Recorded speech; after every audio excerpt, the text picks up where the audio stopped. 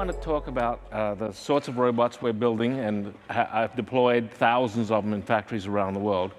This is our second robot, Sawyer. First one was called Baxter. Sawyer is a robot that we're putting into the 90% of factories that don't have robots currently. And importantly, Sawyer is a collaborative robot so that people can be close to the robot and we don't have to cage it off. And over time, we've looked at problem after problem that putting robots into new parts of factories, new factories have, and we've tried to knock each one down. So the first was to go cage-free. The second was to provide a way of training the robot that you didn't need to be a programmer, you didn't need to interface with those old programming systems that most industrial robots have. How are we doing? Are you close to go? Okay, so let me explain what we're going to see here. This is our new version of our software in Terra 5. We've got a laptop up there, and we're looking at inside the brain of the robot for the moment. So it's got a full model of what's going on. In fact, oh, you'll see it, yeah. So as the robot moves, and as anything moves, it all matches up there. And so let's just start it. We rolled it out. It doesn't know where things are. So the first thing it's going to do, and actually, can you just make sure the camera view is up on the screen? Sure, yeah. Before you start. We have built-in force sensing, and we have built-in cameras. There's a camera on here, and it's going to look for a fiducial marker. And are you ready to start? Yeah. As it starts, you'll see where it thinks the array of parts is, those purple dots. See, nothing could go wrong, right? We're going to start. He's about to start it up. Oh, confirm, delete node. Sorry, press the wrong button. Okay. Okay. So now you see those purple, that purple array there. And you can see the view from the camera up there. It's looking at a fiducial marker, and it just rearranged those purple nodes to the actual coordinate system of the array of parts. And if we could, yeah, so you can see there that it's going after each of those parts, dropping them in. And it's going to, after the first row, we've just set it up that it's going to re-register where things are. You wouldn't normally need to do that, but I'm going to move it after the fifth part there. I'm just going to rotate it a bit. It's going to come back now, re-register. You'll see the purple nodes there shift after it figures out exactly where they are. So everything's generated dynamically. And the robot has got force sensing on every joint, so it's safe to be quite close to it. And as you know, many of you, you wouldn't try that with a conventional industrial robot. Things would not have gone as well as they did if you did that. So the robot is safe to interact with, safe to be close to. But now I want to show you, and let's stop that. I want to show you, this is Tom Miller here. Tom is now going to be a factory worker. And he is just going to come up to the robot. He's not going to use this second screen, although we'll still see inside the head of the robot. Can we just, yeah. So he's going to start up and say, I'm going to train a new task for the robot.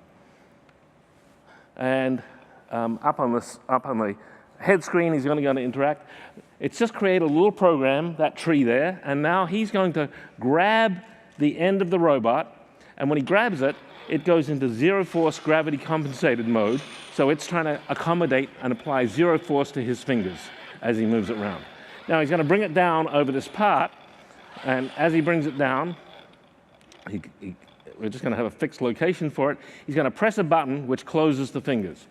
Now, as he closes the fingers,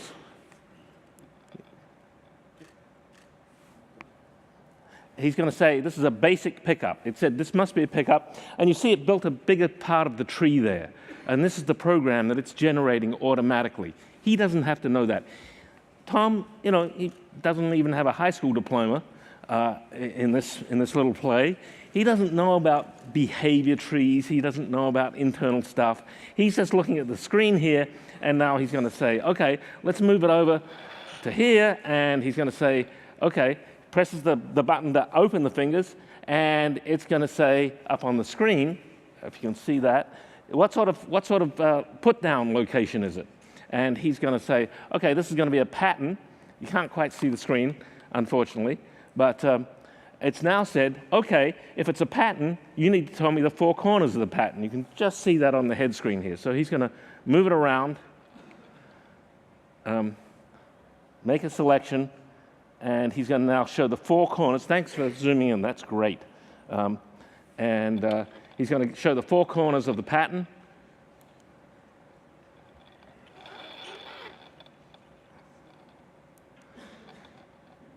Second corner, third corner,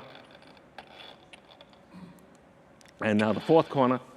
And now, if we can come back to the screen here with the camera, as you had a second ago, he's going to have to tell it, and I can't quite see whether we can get that so you can see that better.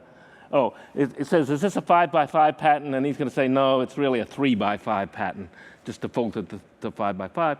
And so there's a little wizard in there. We've got lots of wizards for different sorts of aspects of programming. Just finish it up if you can. So 3x5, he's going to say what direction to fill it. It's leading him through it. Some of you here have a smartphone, right? Did any of you go to did any of you have to take a community college course on how to use it? That's what we're trying to do here. You don't have to be trained. The robot leads you through what you need to know, what Tom needs to know in order to affect it. And now he can just run that simple program. So he just, in this case, just had a fixed location for pickup. And now you see the tree here that it developed. This is the program that it wrote, having watched what he did. And it's executing this tree. The green node is where it is currently in the program. And it's going to fill that array, that 3x5 array. So let's stop that now. And let's switch over and give a force demo. And I need a volunteer. Would you mind coming up? Because can you get up there OK? OK. So what Tom is going to do is he's running a program that he set up before. And he's going to go back. Now Tom is an engineer. He's no longer a factory worker. So can you just get it into the mode? Yep. So just push it. OK. So now what this has done, you can see over there the green node. It's applying, what is it, 20 newtons? Let's come up here and just lift that up. OK, and let it go. So it's going to 0. Push it down. So it's applying 20 newtons of force as you go. Now, Tom is going to stop the program, open up the node, and you'll see in there that you can control compliance in every direction. In 6-axis, you can control it in any frame of reference. Happens to be using the frame of reference of this wrist at the moment, but it could be an arbitrary frame of reference. Change it to, say, 40 newtons. Or what was it, 20 originally? It was 20 originally. Yeah. OK, so now we're going to run it again, and you are going to tell the audience how it feels different. It's going to go through the start. Push up. Yeah. No, I'll just do this. This is just to switch it in. This program actually does a couple of things. OK, so now. Oh gosh. So 40 newtons is more than 20 newtons. Is the thing here? Actually, can we switch it? Do I twist to? Yep. Twist. And down to do the other mode. Yes. And now this is. It's compliant this way, but not. OK, so yeah, so actually, you can just grab that. You can see that it's compliant this way, but if you try and move it sideways, it's applying a force to you. Anyway, thank you so much for that. So the point here is that we get to control forces in arbitrary axes. We've got cameras on the robot, and I think I'm going to end the demo now. Thanks, Tom. Let me now go to my presentation slides, if I can. This is the way Sawyer operates in real life.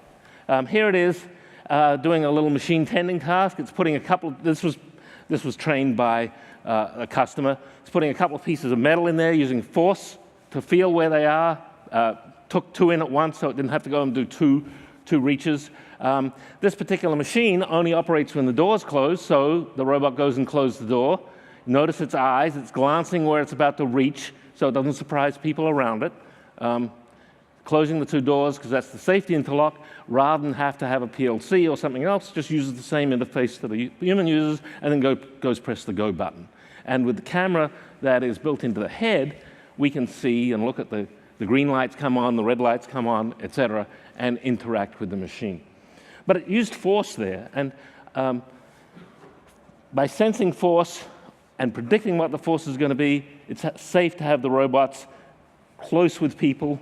You know, again, you would not want to do this with a conventional industrial robot. Turn your back on it. You'd want to have a cage.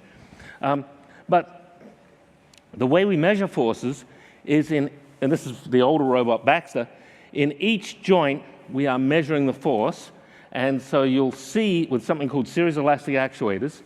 So you'll see here, as we're applying a force to the end, you'll see that on the 7 axes, the force that it's sensing in each axis. And the ones that are bearing load are bigger, the twist ones are smaller, but it's measuring forces in those 7 axes, then puts them through an inverse Jacobian and gets the resultant force at any point on the robot. So we can tell what the forces are. Our forward model then is predicting what's going to happen, so when we're in the way of it and it hits us, it knows that. When, by the way, you get hit by it, you can push it away and it senses that extra force.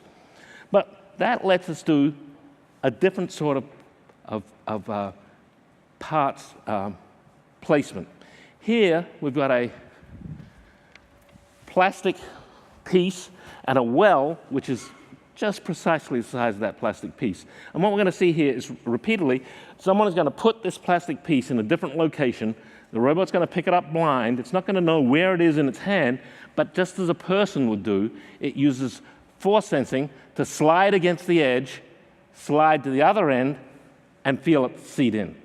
Now, this time, it's going to pick it up at a very different very different location on that part. But again, it's able to get very precise location at the end because it's using force mating, which is what people do. People don't use position control. People use force control when they're assembling parts.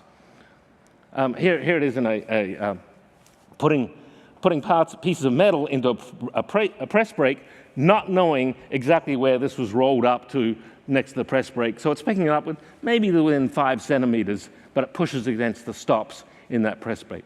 This is actually in a steel case factory in Alabama, by the way. And there's someone over there who also does this job, and he's missing fingers. This is Sawyer putting a DIM into a circuit board, and you can see that we can measure all the forces as they're happening, putting the corner in first as a person would, and then sliding it in. And we now get some sort of IoT-like data on how much force was applied, which can then be sent up to the cloud, so we know everything that happened. Here it's clicking in the DIM at the end and seeing if the right level of force for the click happens. So we can collect all that data, get that sent off to whatever ERP or MES system that we happen to be using. Here's an inspection task. This is going to pull on this cable to see whether the cable has been installed correctly, and you'll see, yeah, it's installed. The force is the right sort of level. But this next time, it's going to be when the cable isn't installed correctly, it's going to pull it. Not enough force there. So we're using force inspection. Now we're going to use the camera in the wrist of the robot. We've also got a camera in the head. Maybe that's the next video. And it's going to be doing visual inspection of this particular engine, a water pump. So it's going over, making sure everything's installed. And you can imagine people doing this task, they last about 20 minutes before their error rate goes through the roof of doing, because some of these sort of inspection tasks is 50 steps. Here it's going to sense whether the switch is in the right position. It's a fail. It's going to go and fix it, because that's something that it can fix pretty easily in this case. So we see vision, we see force, being used intrinsic to the robot. And that's, for me, a key capability of a collaborative robot. It's that it's not just safe to be around, but that it uses and does tasks in ways similar to people. I'm just going to let this run. This is a factory in China with a whole bunch of sawyers. And interestingly, and we see this all the time, even in our smallest customers, less than a dozen people in them, we see lots of customers with 3D printers, and they do the 3D printing of the fingers, and they do the 3D printing of fixtures. So we're seeing low-cost 3D printers in lots of factories all over the world. Now, I want to say a little more. Because of using force sensing, you can't just take an existing industrial robot and turn it into a collaborative robot. You have to be able to sense forces. And it's not just endpoint sensing, it's the whole sensing on the whole robot. Another thing that we're seeing, we always look for what the friction is for our customers. Another thing we see is that our customers hate PLCs. PLCs, to many of our customers, they haven't had automation before. They've never had to use PLCs. The last thing we need to do is say, first, figure out how to use PLCs, and then you can have our robot talk to your other equipment. So what we've done now, in the version of software that we're showing you here, is we've got a lot of the PLC logic in the same behavior tree, in the same sort of control, teach by demonstration that we've got for the robot. And so these people who've never had PLCs before don't have to know about PLCs. I tell companies like Siemens, you know that PLCs are dead. It's just a matter of time before they go away. They deserve to die. PLCs deserve to die, even though they were invented in Bedford, Massachusetts here, programmable logic controllers. I see someone asking, what's a PLC? Programmable logic controller. It was the replacement for electromagnetic relays developed in 1968, but the key abstraction inside a PLC is the coil. They're still emulating electromagnetic relays. It's time for that to end. So bringing more software into the robot that can interact with other machines makes, for now, for places that have never had automation before, makes the robot the controller of a whole cell, not just of the robot, but of the cell. And we're measuring forces, we're reading barcodes on pieces, we're sending that to the cloud. So we've got a little bit of IoT happening in the robot. If we look at the IoT strategies that some of the big companies, the German companies, are pushing, it's very much a top-down strategy. First invest $5 million and put stuff everywhere, then you'll get data. Our customers don't want to invest a lot of money. They want value right away. So we're giving them IoT capabilities with the robot, which they want the robot anyway. They've got an ROI calculation on the robot, but we're feeding them some IoT capabilities, starting to collect that data and starting to see what they can do with that. But it's incremental value without a top-down, high capital cost investment. So I'm real excited about, obviously I've spent 8 years with this company, building this company. I'm real excited about how we can change manufacturing, how we can digitalize manufacturing by providing real value in terms of repetitive work replacement with a low-cost robot, but start to get some of the impact that we all see off in the future for digitalization with that initial entry into the factories. Because the vast majority of factories in the world are very, very low tech. I make a joke that our mission at my company is to drag manufacturers into the late 20th century. That's what we want to do. So thank you very much. I thought I only had 20 minutes, but I see I've got some more time. I'll take questions, and although people probably want to leave, but I'll take a few questions and we'll let you get away. Questions? Anyone? Yes, back there. Here comes a microphone behind you. So collaborative robotics and applications are a really fascinating subject. The problem that we've experienced, and I'm coming from Ontario, Canada, where we put the cart before the horse, so to speak. It's legislated that we do a pre-start review so that we're in adherence to ANSI and ISO standards for safety. And we're an automotive manufacturer, so we're an automotive parts manufacturer, precision machine components, not unlike some of the applications you showed here. We make sharp things. So ANSI, ISO, CSA say I have to do a risk assessment before I can do a collaborative, or any robotic. Any robot, yeah. The risk assessment drives me to the same safety measures, whether I'm using a collaborative robot or a conventional industrial robot, because I've got sharp corners on my part. How do we get around this and make collaborative applications more prevalent? Yeah, I think for some cases like that, it's just going to have to be a while until we get an acceptance through other methods. I used to say, don't give the robot a knife because of exactly that risk assessment. And then we were selling research versions of the robots, and the first one we sold was to Cornell University, and the first thing they did was gave it a knife and were showing they could avoid people. So I feel your pain. I think for some sorts of applications where there are not sharp objects, those risk assessments work fine. And I think we're just going to have to be patient for the ones where there are until there's a comfort level. We can't expect everyone to change and all the legislation to change all at once. It's got to be through a series of steps over many years for some of the applications. So when we go in, when we're talking to a customer, we walk the floor with them and we say, let's not do that application. Let's do this other application, because of what we think can get through those risk assessments in the short term. And of course, it does vary by country too, on what is required. But we're doing great in Germany, for instance. Germany's a fantastic customer for us. And there, as you would expect, Germany has very strict risk assessment standards. But it doesn't mean that there aren't lots of applications, just not all applications. Patience, patience, patience. Yeah, back there.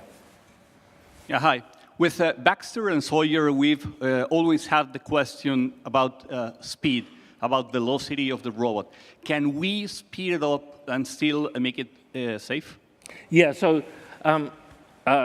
Sawyer is faster than Baxter, but it does have, for the European standards, you can actually turn down the voltage and voltage limit it for some of those exact safety standards that were referenced over there. If you're prepared to have a cage, then you can run full speed. I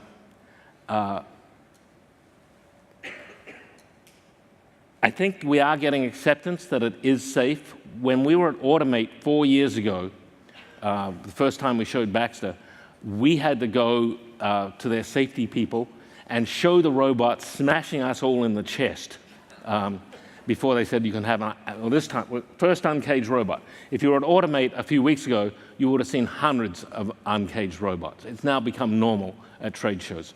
So acceptance will come. Not all robots that are claiming to be collaborative and are sort of rebranded position control robots, not all are safe because they may only have a load cell at the end for force sensing. That's not safe if you get hit here. And also the safety threshold. So another collaborative robot that's out there that we often see has a 150 Newton threshold. I would not put my head in front of a robot with a 150 Newton threshold. Our threshold is, we can sense down to 1 Newton. Our threshold is more like 10 Newtons. So it varies by what level of fidelity of force sensing people have, I think. We will see faster robots. We will see faster collaborative robots as people have better force sensing. What's the lifting capacity, and it can still remain collaborative? What's that? What's the limit? It does get down to these risk assessments. It's a function of velocity, and there's a certain inertia. You can't argue with physics at some point. On this current robot, we have a 4-kilogram payload. We'll double that in the future. But if you want to put a 50-kilogram payload on a robot, and with a 3-meter reach and move it around, it's not going to be collaborative from only force sensing. It's just not going to happen. You're going to have some other sort of safety system detecting it from the outside. So I think we're limited probably to 10-kilogram payloads for collaborative robots that do not have some sort of external vision, 3D sensing safety system that are purely force-based, such as this one. By the way, this arm is so much lighter than the original Baxter arm because that gets rid of a lot of inertia too. Any other questions, or do you all want to go have fun? Okay, I don't know whether anyone's going to come out and say good night, but thank you very much for your time.